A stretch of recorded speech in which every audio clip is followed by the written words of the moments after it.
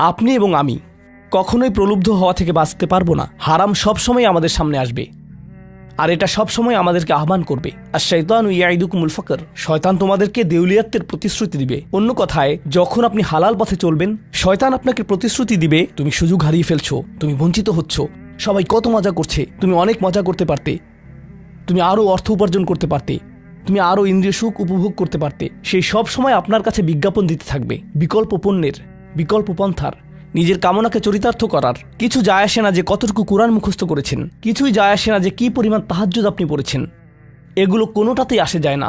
শয়তান থামবে না। দিন শেষে আপনি তো একজন মানুষই।